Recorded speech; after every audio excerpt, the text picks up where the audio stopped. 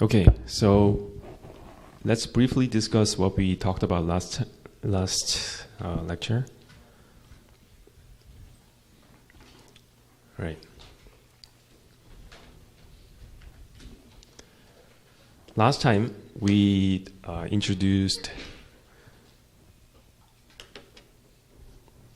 we took a classification problem for our running example.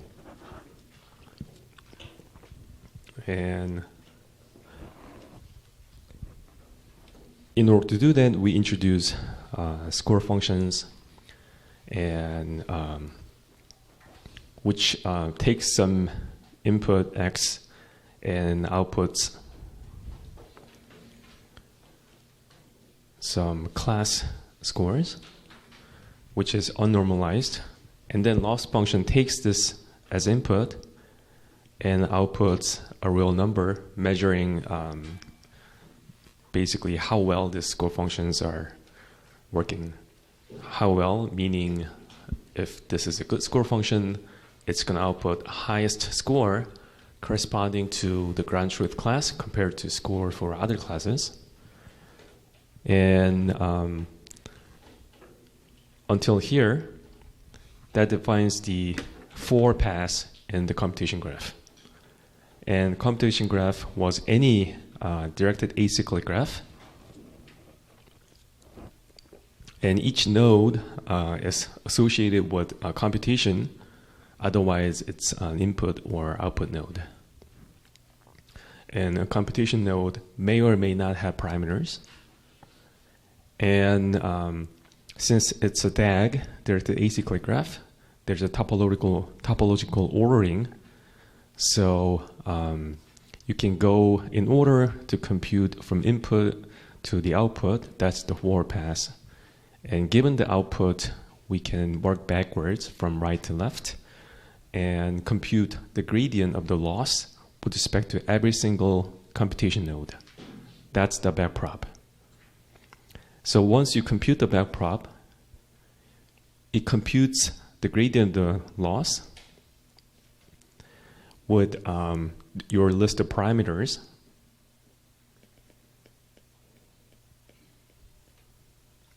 I don't know, there may be D parameters. And you can pack this into a vector and then apply gradient descent.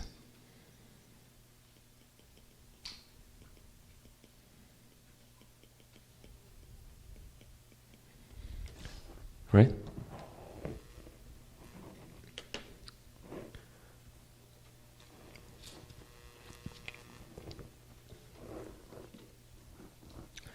And that was pretty much it for lecture 2.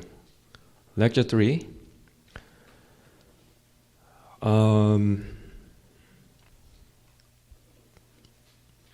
We're going to talk about an architecture called CNN.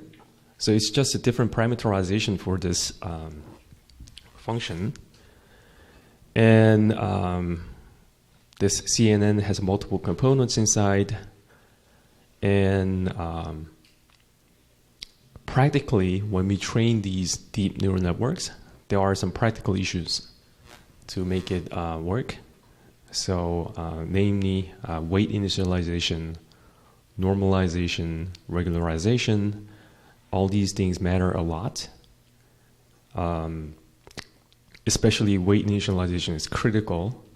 So this is because this function f of x, f theta of x, is not convex. So if this was a convex function, you can initialize it however you like, and apply gradient descent. You will eventually get there at a rate of O of 1 over t. T is number of steps.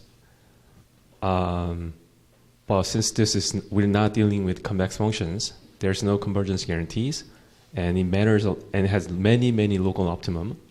So it really matters which initialization you use. So what I mean specifically by initialization is, so here, how are we going to initialize data of 0, time step 0? Where do we start? That's what I'm talking about. This is super critical. because if I were to plot the landscape in 1D, let's say data is one-dimensional. If I have this ball-like function, doesn't matter where I start. Start here, apply gradient descent. If I take small enough steps, it will eventually get there. On the other hand,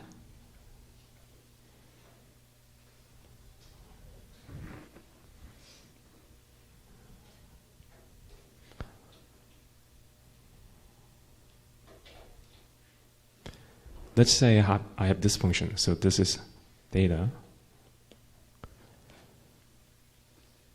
If I, for example, start here as the initialization,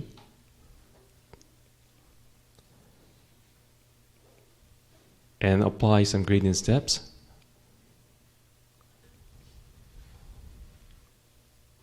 say I applied 100 gradient steps, I'm going to stay here and gradient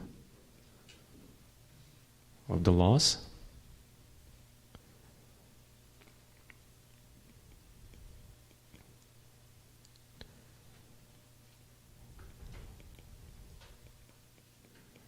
is going to be 0.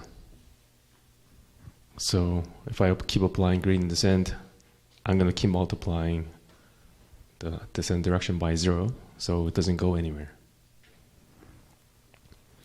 On the other hand, if I start here, I'm going to converge to here. So it really, really matters where we start the initialization.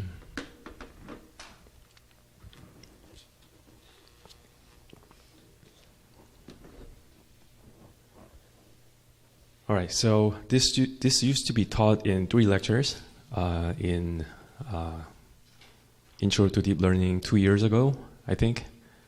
But we basically had to condense this into 1 lecture. So I'm going to go really fast. But I think the slides are very self-explanatory. And in addition, it's getting delayed, but sometime this week I'm going to do all the video edits and post the lecture videos 1 to 3 into a YouTube channel that I'm going to post. So please give me some time. I'm gonna, so me and some other professors formed a team to apply for a government grant, and it's about $10 million in total. I'm gonna give a talk today, presentation today. So so we'll see how it goes. All right, so neural network. So previously we talked about very simple linear model. So given some input, multiply by matrix. And in order to make the network deeper, in a sense that it's a composite function, it's a function of multiple functions. And what we're going to do, take the input, multiply by some matrix, apply a nonlinearity, and then apply some other matrix. And we're going to keep chaining these functions and form a composite function. So, for example, this is called a 2-layer neural network. So your input x comes in, multiply by a matrix, and this is the hidden dimension, multiply by another matrix. So, to be precise, on this hidden dimension, you're going to apply element-wise ReLU function and multiply by the cycle matrix, and it's going to output the class scores for 10 classes. So oftentimes, these types of models are called MLP, or multi-layer perceptron.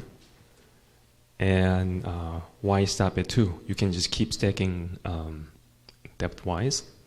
So you can just keep continuing stacking these composite functions.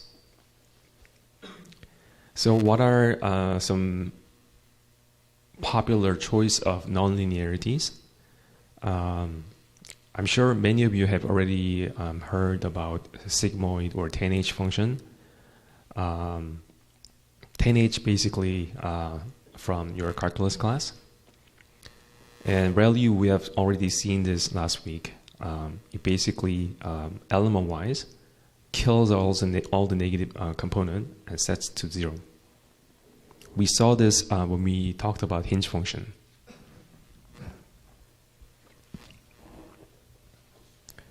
Leaky ReLU, it allows, so basically it doesn't completely set it to 0, but it attenuates the input quite significantly.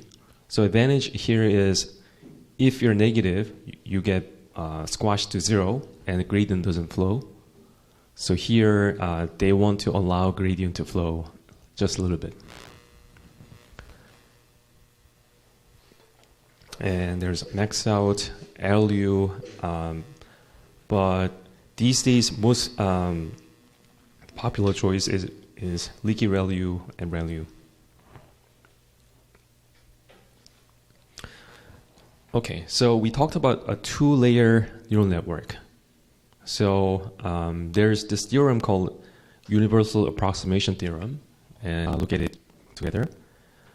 So we're given some compact set omega, which is a subset of real numbers in n dimensions, and sigma is an element-wise sigmoid function. Sigmoid is this guy.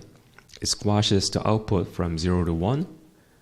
So if you give it a really large negative number, it's going to squash to 0. If you give it really really big positive number, it's going to squash the output to 1. Okay, given this element-wise sigmoid function, for all epsilon greater than 0, and for any continuous function f, there exists some integer m, and first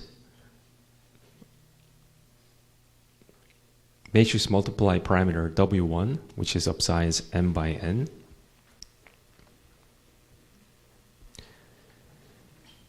And some bias, and second layer weight, W2, which is of size 1 by m. And 2-layer neural network, G, where it gets the input x, multiplies by W1, plus some bias, applies sigmoid, then apply second matrix multiply, W2, such that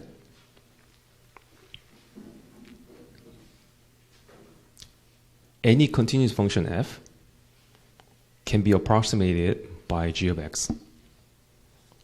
So for any x within the compact set, the difference between f of x that we want to approximate and our neural network model g of x is going to be less than epsilon.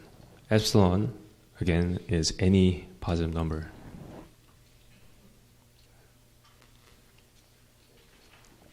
Okay, so given any continuous function, we have a 2-layer neural network that can well approximate this function, any given function.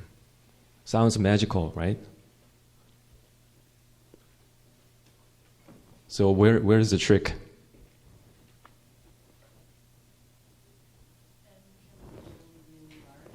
Right, so this number m can be super large, in a sense that it's practically useless.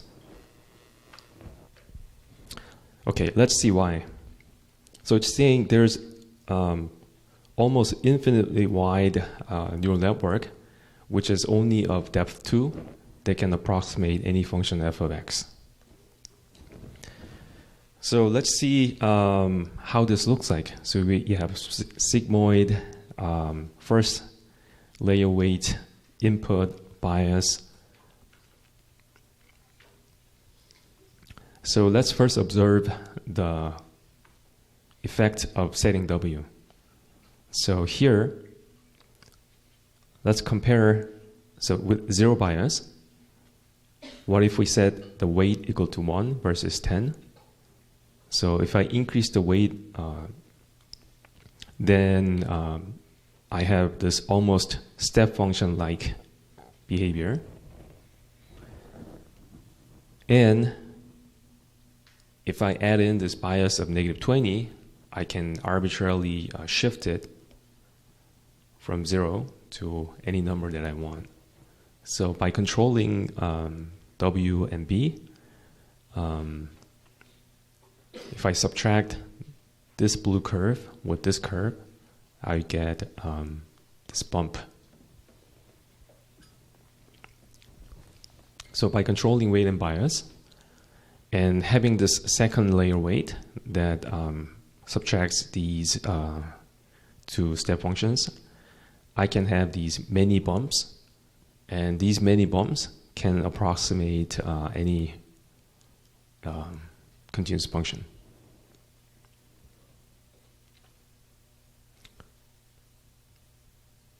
So there exists a two-layer neural network that approximates a given continuous function. So this is a motivation for why going deeper in order to make this model might be a good idea. It gives you more expressibility compared to a single layer network.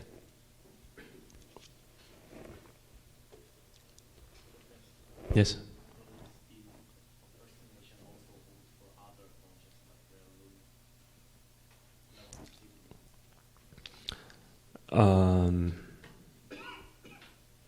This one. I don't know actually. Might be a good exercise. Let me think about it, and if it's interesting, maybe it can be a exam question or homework question. Otherwise, if it's trivial, then you're not going to hear it again. Right? Good suggestion. All right. So we've seen MLP, which is just stacking matrix multiply and some nonlinearity. And now we're going to see another instantiation of these models called convolution neural network. So let's say we're given 32 by 32 by 3 color image. And if we were to do an MLP, we first stretch this into a long vector and then multiply by this matrix of size that's compatible and number of classes. So here, I'm going to have 30,000 parameters, which seems a lot. And another way to do this is to use a convolution layer. So one advantage of CNN is that we can drastically reduce the number of parameters by what's called weight sharing. Okay, so here we had lots and lots of parameters. So CNN has a lot less parameters, and let's first observe what it is. So you take this image, as opposed to flattening this into a long vector, we're not going to flatten this. So we're going to just keep the original structure as is. And we have this parameter, which is sometimes called convolution kernel or convolution weights, convolution filter, all mean the same thing. So we're going to take this filter and put it at every possible location. So take this yellow slice and take the dot product of the yellow slice with our parameter weight, and it's going to produce a single number. Okay, so take this yellow slice of size 5, 5, 3 at location 0, 0, and then take our parameter of size 553 and then take the dot product between them. It's going to give you a single number. Okay, so we're going to repeat this process for every possible location. So we have done it at location 0.0, and now we're going to do it again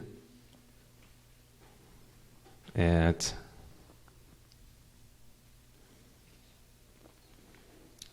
we're going to shift by 1 pixel, and this is location 0.1. Repeat the process, get another real number, and do this for every single location that you can place.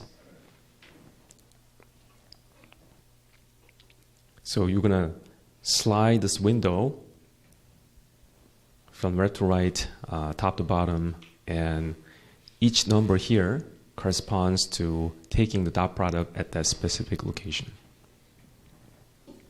So we start with 32 by 32 input image, and we're going to come up with 28 by 28 by 1 image as the output. Does this make sense? Okay. So that was if we had one filter. If we had 6 filters, then we'll get 6 separate convolution images or activation maps, all mean the same thing. So input height and width dimension determines, and the convolution kernel size determines output height and width. Number of channels in the output activation map is solely defined by number of convolution filters. Okay?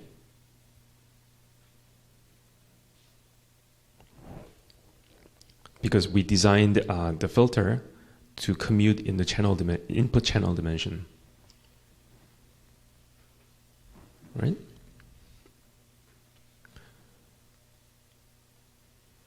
All right, so now we're going to do the same thing, meaning we're going to stack this depth-wise.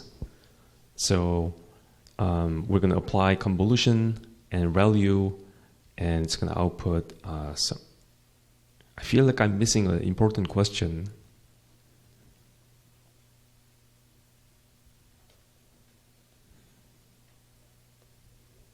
Oh, yes. Let's, jump back to MLP for a second. So what happens MLP? So let's say we're going to stack this depth-wise. What happens without any nonlinearities? So if I have a F, as opposed to stacking nonlinearities, if I do this, what happens? Right, so this is equivalent to a single layer neural network. So nonlinearities prevent this collapse.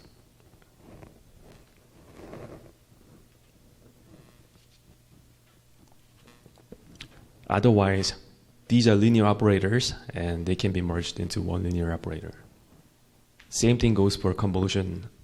Convolution is also a linear operator, and without nonlinearities, it can be merged into a single convolution layer. Okay?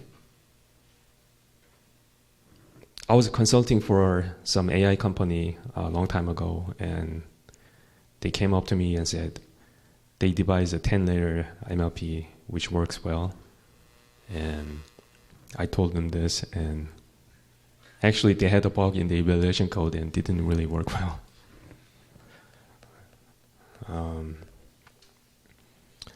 Right, so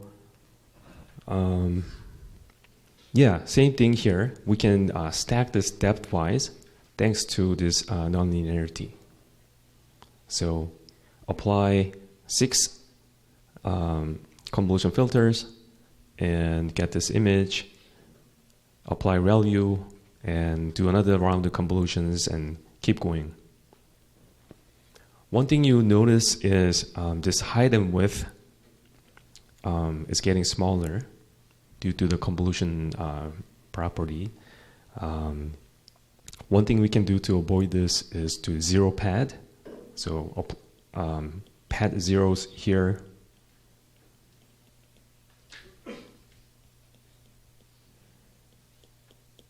Before taking convolution. And we can do this to preserve the height and width dimension. So it has some hyperparameters. One is number of filters, which determines the output channel dimension, and the stride. So stride, when I explain, is 1, but we don't have to. We can. So as opposed to here, as opposed to moving 1 pixel at a time, we can just skip a couple of pixels, right? So that's called stride hyperparameter. So jump every 2 pixels or 3 pixels, etc. And zero padding is how many zeros you want to pad before applying convolution. So zero padding of 1, this is padding of 1. If I pad 2, then this is zero padding of 2. All right, so here's an example I've taken, and to really show you how it's done, let's just look at one example. So we have 2 filters, W0, W1, and stride of 2, and padding of 1. So output volume is going to have size 3 by 3 by 2. And input has padding of 1, so it's already pre-padded with zeros outside. And output is going to have 2 channels because of 2 filters, W0 and W1. So let's look at this blue rectangle here. So that means applying the convolution with the second filter, this number here. Applying convolution with this guy, right? So let's actually do this. So this is the first location spatially. So take this guy, inner product with this guy. So let's just do it together. So everything's going to be 0 outside. So let me know if I make a mistake. 2 times 1 plus 1 times -1 plus 2 times -1 here.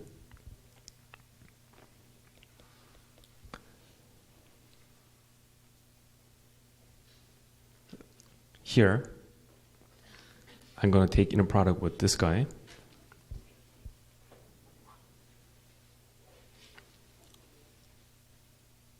It's 2. So this is the only remaining part. Right? Third, take this guy, inner product with this guy. Everything is 0 except this one. So -2. And then we must add the bias for this filter W1, which is 0, so I'm not going to write it. So add them up. That's -1 here. Okay? And this number, for example, we said stride of 2, right? So I'm going to skip one pixel, and then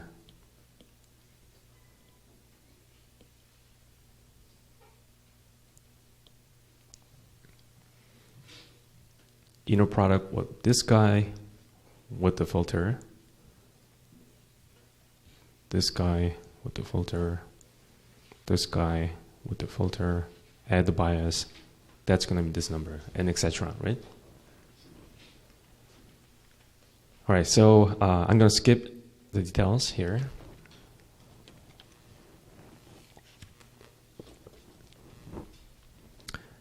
And I already explained how the output dimensions are getting computed.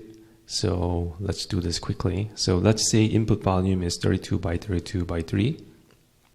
And we have 10 5 by 5 filters with stride of 1, pad of 2. What is the output volume size? Easy, right?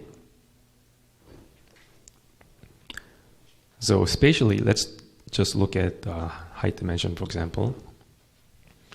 32 times, we pad left and right? So put 0 here, 0 here. So that's where multiply by 2 comes in. -5 because of the filter size. Divide by the stride, add 1. That's 32 by 32 in the spatial dimension. And 10 because we have 10 filters.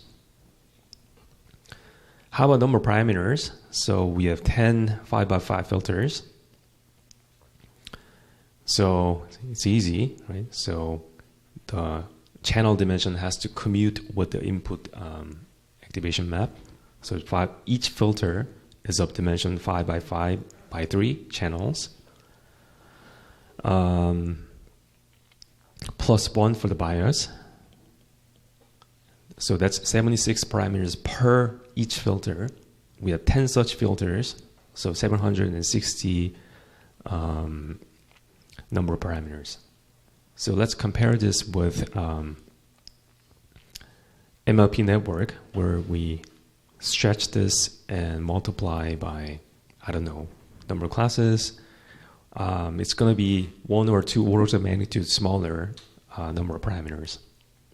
So what I mean by weight sharing is that every spatial location shares the same number of same parameters. So convolution weight stays the same across the spatial dimensions.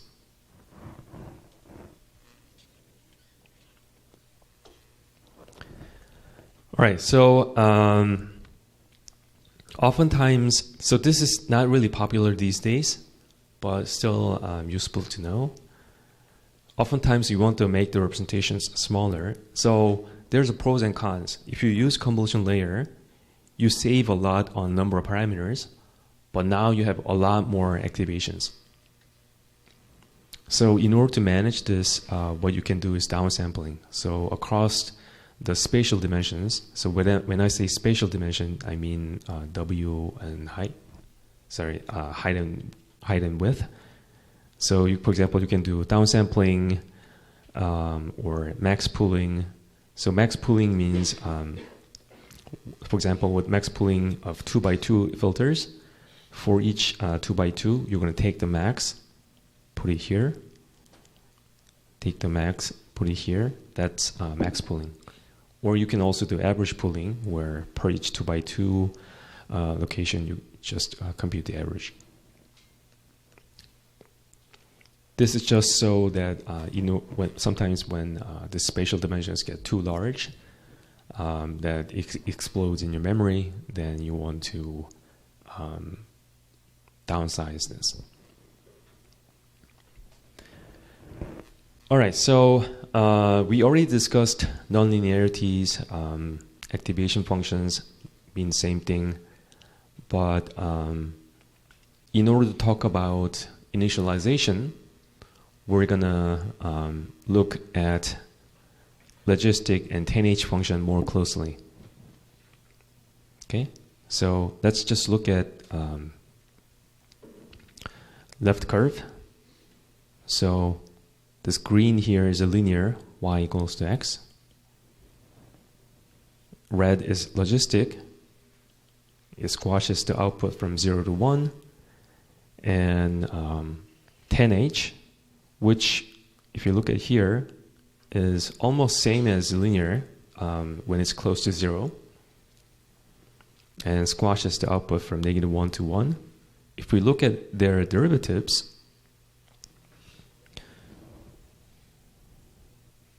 see something interesting. So here, for example, if you look at 10H, if you have a really large negative number or a really large positive number, the gradient here is almost 0. So you can probably see where we're going to have some headache. Where are we going to have a headache?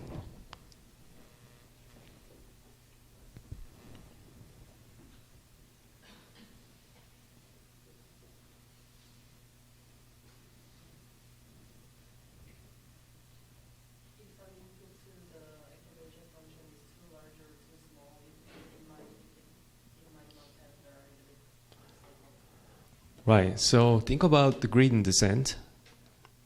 If output of a previous layer output is really large or really small, then we cannot self-correct because the gradient is going to be close to 0. So once we output something really large or really small, then applying gradient updates is not going to do anything. You're stuck there forever.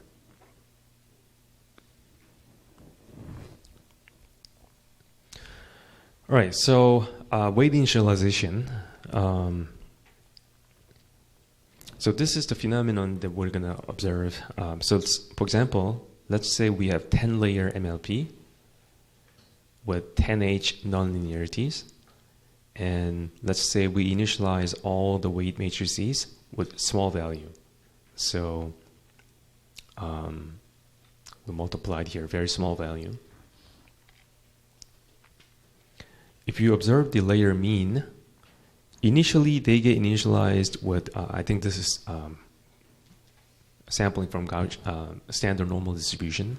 So it looks like a Gaussian distribution. So this is distribution on the weights. Okay. So first layer weight. So, and this is the activation, sorry. So,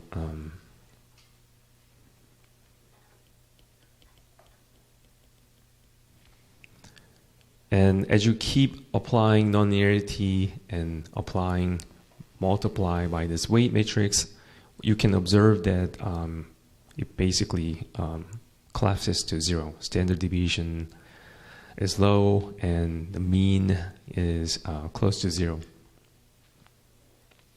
So all the weights are drawn IID from standard normal distribution with 0.01 multiplied, so small weights. As you can see, the activation collapses to 0.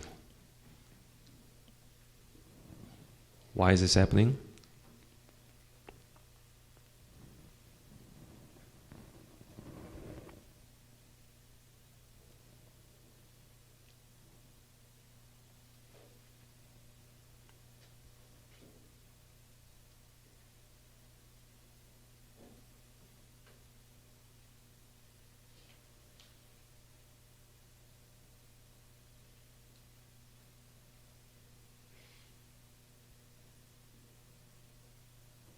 Yes. Is it because if you see the time in each function, if the values are closer to 0, it approaches 0, therefore... Near 0, it acts almost same as linear. Doesn't do anything.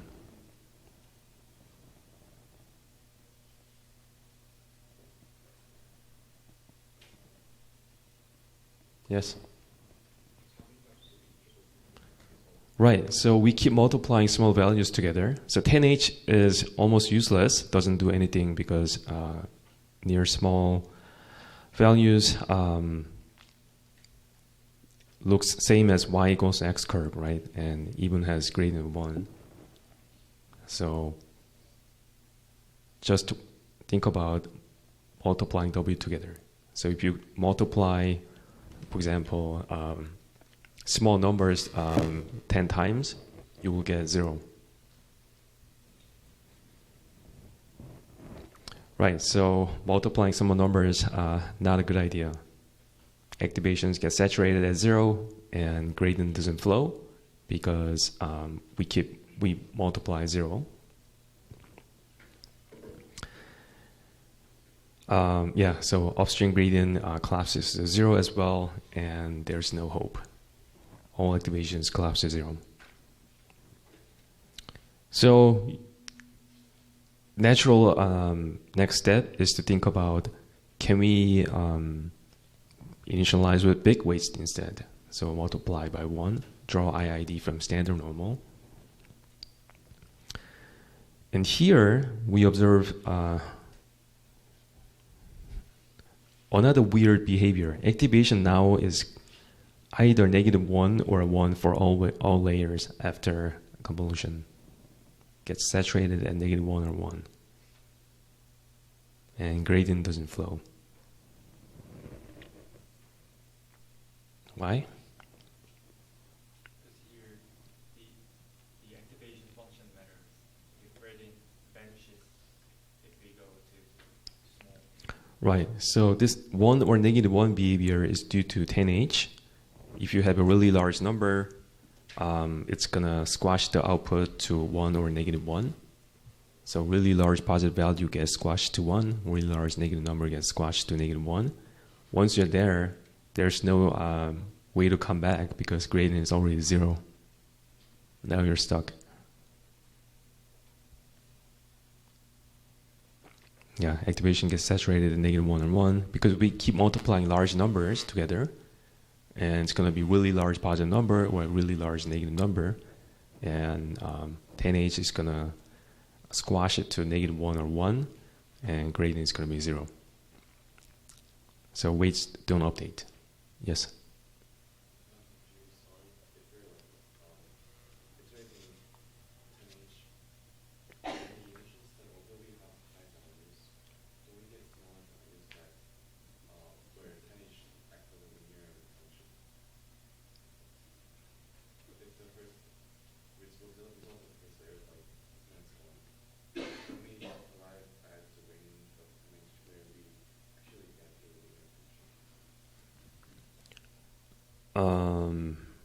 I'm not sure I understand the question. Maybe, can you say it in Korean?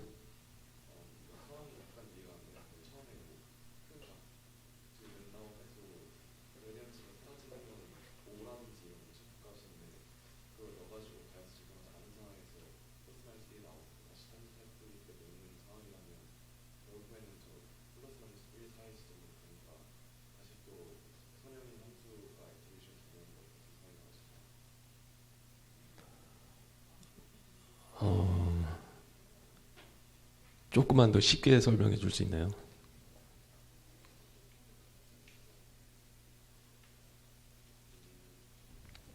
So if you multiply input activation by a large number, then think element-wise. Element-wise, we're going to have large numbers like -4 or 4. And then you apply element-wise 10H, then this -4 is going to be squashed to 1, and this is going to be squashed to -1. And then you're going to multiply this with another large number. And now you're going to get a large number again, say, I don't know, 3 here, and I don't know, -5 here. And this is going to also get squashed to 1 and -1. And multiply another weight. This one number is going to get exploded to, I don't know, 5. This number is going to get multiplied with large number and get 4 or something like this. Doesn't have to be negative. But let's look at the equation, and maybe that will answer the question. All right, so how do we fix this? So one popular way to fix this is called Xavier initialization. So let's assume we have an MLP network, and weights are 0 mean, and it's drawn IID, and has no bias, and input feature variances are the same across the dimensions. Okay, so this is the input activation, This is the output activation, and we're going to use 10H. Okay, so take the input, multiply by the matrix, element-wise multiply 10H. That's going to be input activation for the next layer. Okay. So we have taken a slice of MLP network in some intermediate layer step. And this superscript indicates the layer index. This is ith layer. And this is I plus 1 layer. And subscript is number of hidden dimensions in the ith layer. So that implies the dimension of the W is of size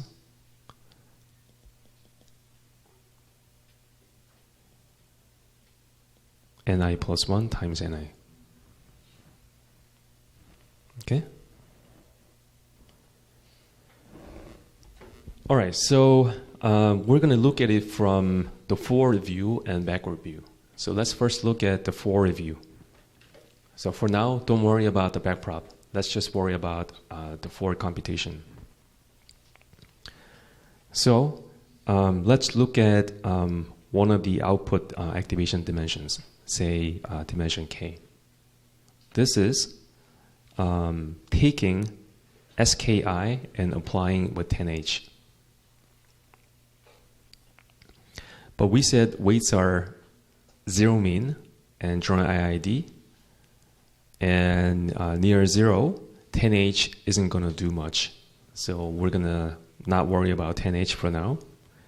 So this SKI, which is kth dimension of the output activation map, is taking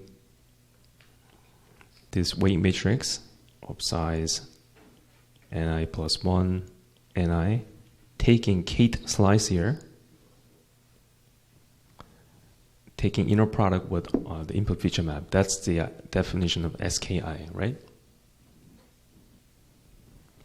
So we're going to write it in terms of inner product.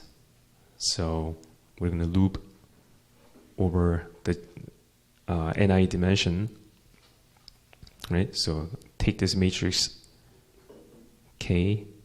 So the slice here, I'm going to call it K, W sub K dot, inner product with Z, I.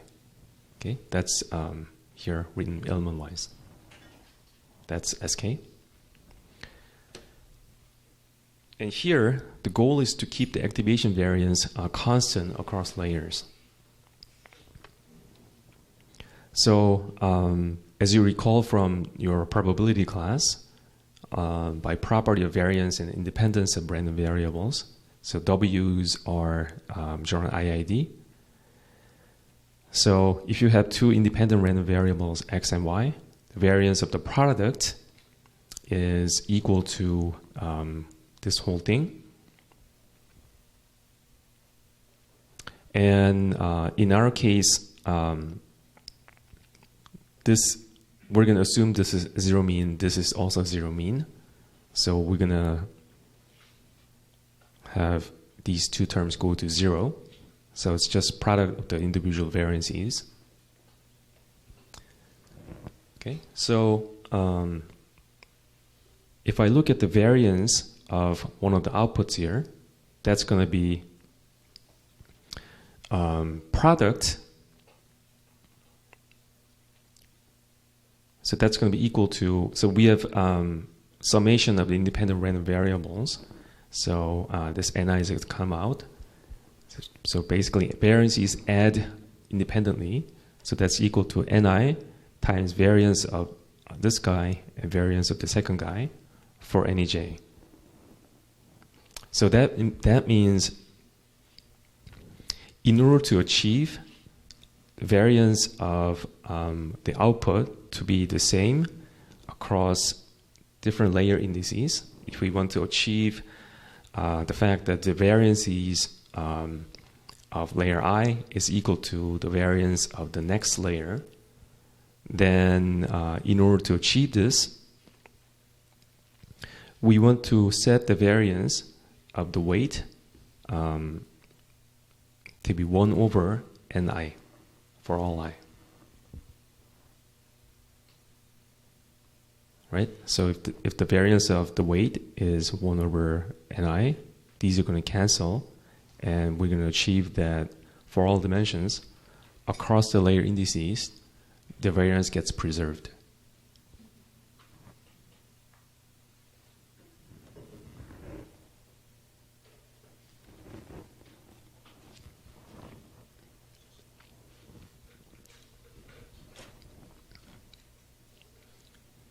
Why would it be a good idea to preserve the variance across the layers?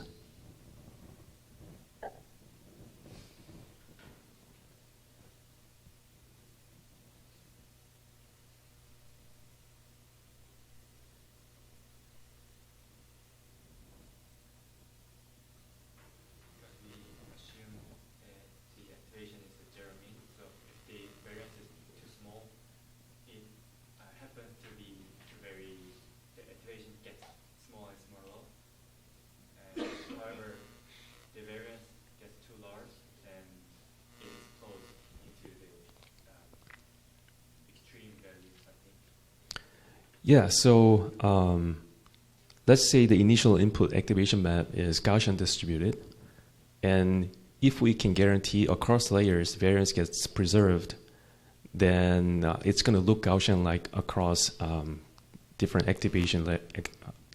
layer activation maps. So now this time, let's not worry about forward at all. Let's only think about the backward view. Okay, so I'm taking the same figure, and this time I'm interested in the upstream gradient, the gradient of the loss, with respect to the input activation at index j, at dimension j. I'm interested in this upstream gradient, dl d zj.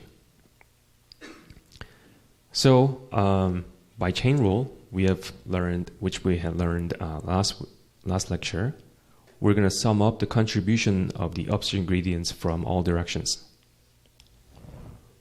Right? Just simple chain rule. So that's what the summation does. It sums up the contribution from all outputs. Let's look at one stream of outputs. So here, let's look at, for example, index k, this guy. We're going to have input upstream gradient, dl, dk, right? And we're going to multiply by the local gradient, which is gradient of this guy, this output with respect to the input. That's the local gradient definition, right? All right, so by chain rule, this guy is gradient of z with respect to s, and gradient of s with respect to the input. So this part, again, that's 10h near 0, so it doesn't do much because it has gradient of 1. Okay. How about the second part? Gradient of s with respect to z. This with respect to this one. It's going to be the weight that commutes between the two elements, wkj. So again, by property of variance of independent random variables, gradient of the loss with respect to the input is going to be addition of the individual variances, where individual variances multiply by this property. And in order for us to achieve that the backprop gradient variances preserve across layer indices for all dimensions, we want to set the variance of the weights to be 1 over the output activation map dimension. So from the forward view, in order to preserve the variance across layers, we wanted to set it to 1 over the input dimension. From the backward view, in order to preserve the variance across layers, we want the variance to be 1 over the output activation dimension.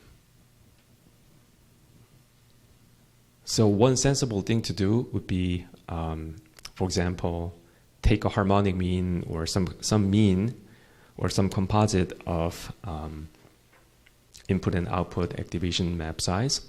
So this is what Xavier initialization does.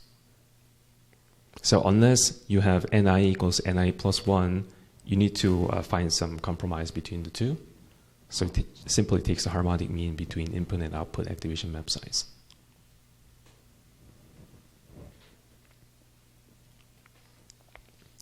So what's the end result? If you want to sample the weights from standard normal, simply multiply by square root of the various target. And if you want to sample the weights from uniform distribution, then simply set the uniform parameter to this. Is this obvious? This is because what's the variance of random variable sampled from this distribution?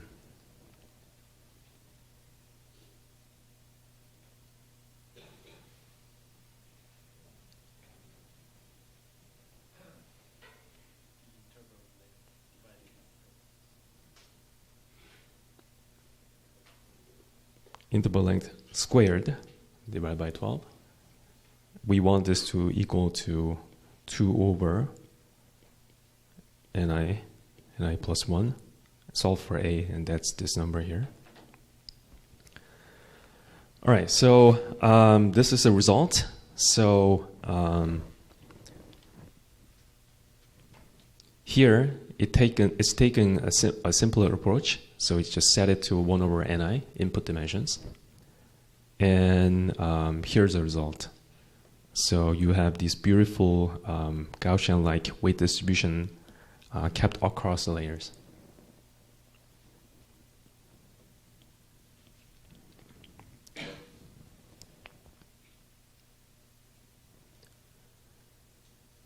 All right? So this derivation assumes we have 10H nonlinearities. So what if you have ReLU activation?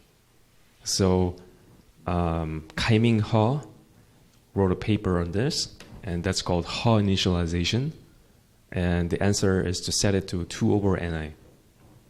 This used to be a midterm exam for the class about 4 years ago. But it's too old, so we removed it.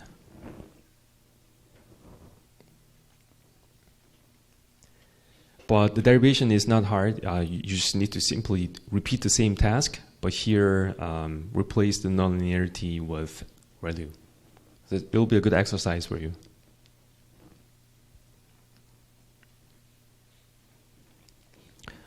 All right, so now we need to also talk about normalization layers, which is super critical in training transformers.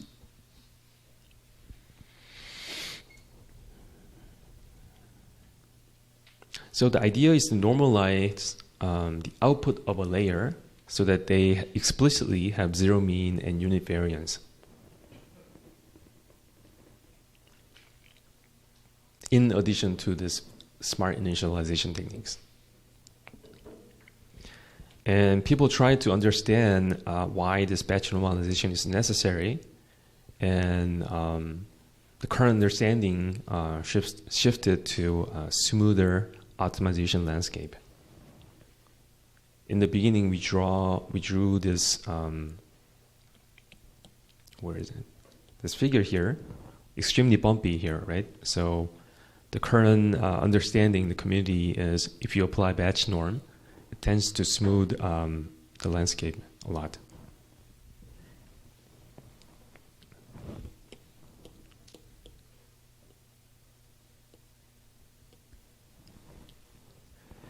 So what is batch norm? It's very simple. So you take input activation, subtract by mean, divide by standard deviation across batch index dimension. Batch meaning typically when you train these models and apply gradient descent, we're going to talk about stochastic gradient descent, I think, in the next lecture, I believe. You don't want to do this for every single data point. So to compute the data, to compute the gradient exactly, you need to pass in all the inputs. So let's say you have 1 million training data. To compute the gradient exactly, you need to evaluate, you need to do 1 million four passes to compute one single gradient, which is extremely inefficient. Because these models typically require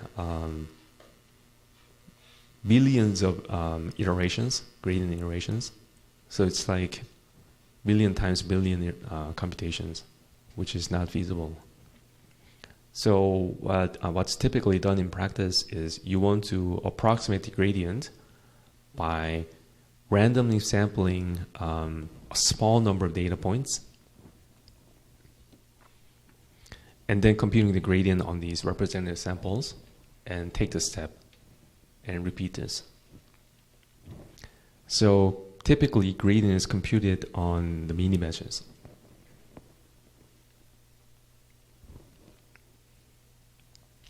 So to write it out explicitly,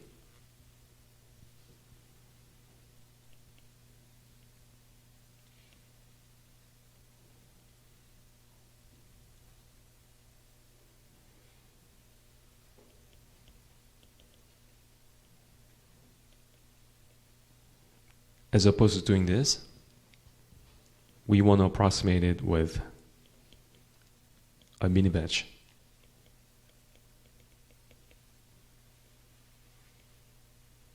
Where m is a lot less than n.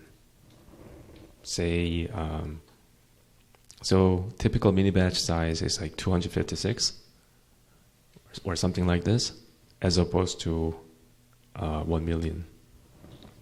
This is so that you're going to use GPUs to train these models. You want to push in as much data as possible until you hit out of memory error in GPU. And that's typically this number. This is not some magic number. This is so that you can push in as much data as possible until GPU throws up. And then compute the gradient. So let's say you are doing MLP. So n is the batch size. D is the data dimension. And batch size is determined by your GPU memory size. And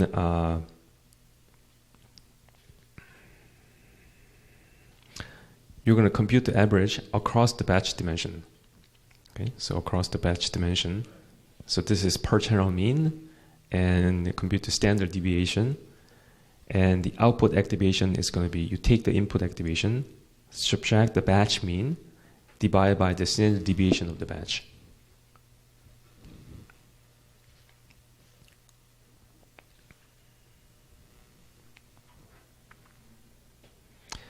And in practice, I tend to say this a lot for this lecture 3. There's a lot that's different from theory and practice here.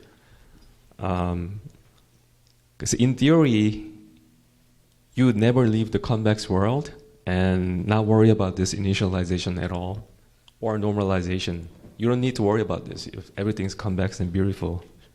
But in practice, it's never convex, and you need to do a lot of hacks to make it work. And this is just a scratch of what's underneath, and we're going to learn much more optimization hacks in the coming lectures. So in practice, if we always enforce zero mean and univariance, this might be too restrictive. So you want to introduce this additional learnable parameter, gamma and beta, so that if this batch norm didn't really help, it has the ability to revert to identity function by setting gamma to a standard deviation, beta to the mean. So if it doesn't help decreasing the loss, it will have the ability to revert back to identity function. Okay?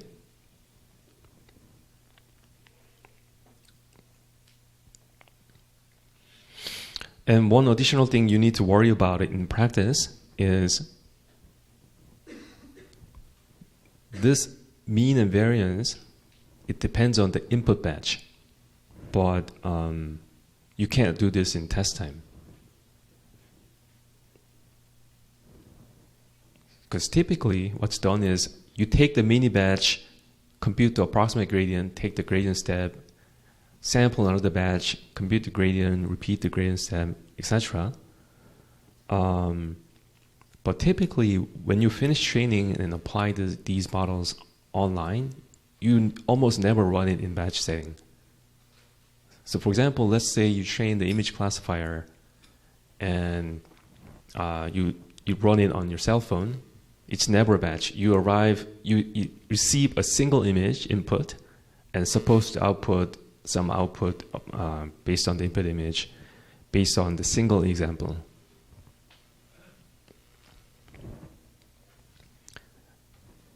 Which means you don't have mini batches during testing in most cases.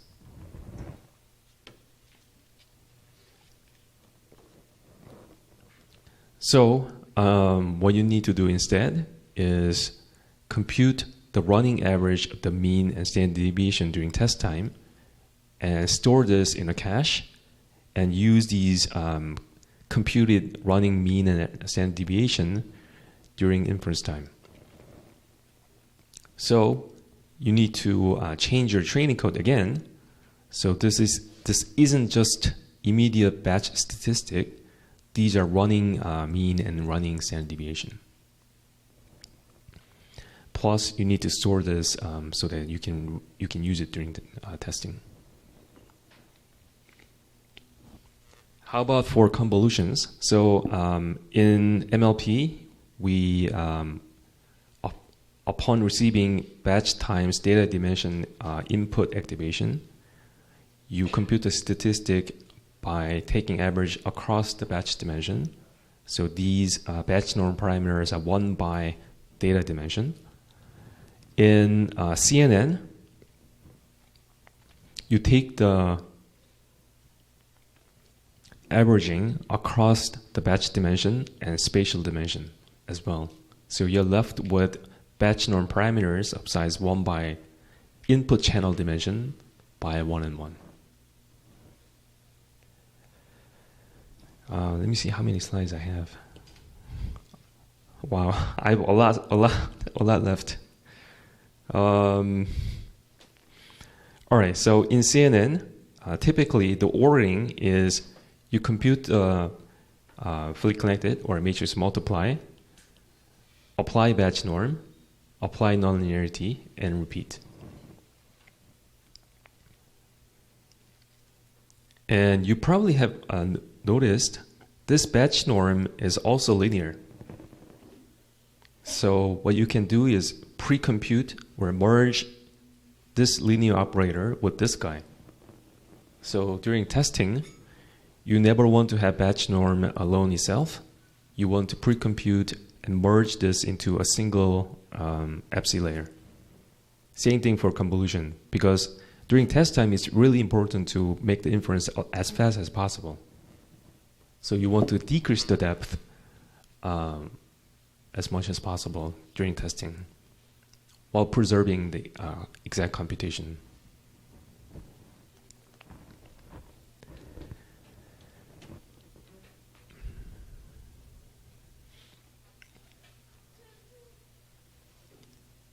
Yeah, so during test time, it doesn't make any computation overhead because it can be fused with its predecessor FC layer or convolution layer. And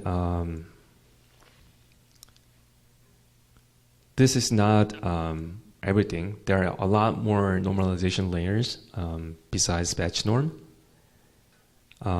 Batch norm in this figure, so this is spatial dimension, channel dimension, batch dimension.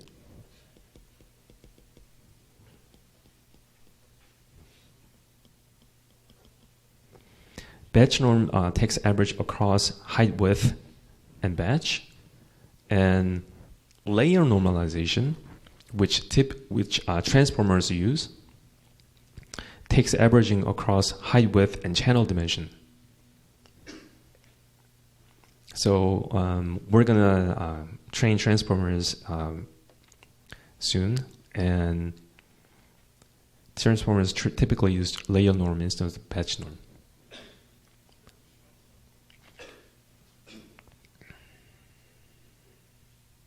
And batch norm typically produces better results when paired with CNN. And one thing good is it's independent of the batch size during training, so we don't have to worry about pre-computing these running mean and standard deviation and storing them for inference later. We don't need any of this. And it's suitable for sequence models because, so we're gonna learn RNNs, LSTMs, GRU later. For sequence models, they have dynamically sized batch sizes. So here it becomes really difficult to apply batch norm. But layer norm doesn't work in the batch dimension, so it's much easier to apply. So if you think about what it does is it takes a single example and normalizes each sample independently.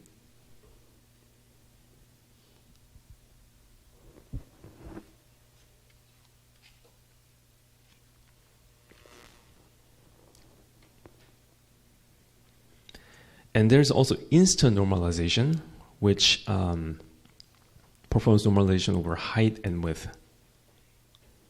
Here. And it's used in some GAN or VAE setting where you want to do style transfer or generative modeling.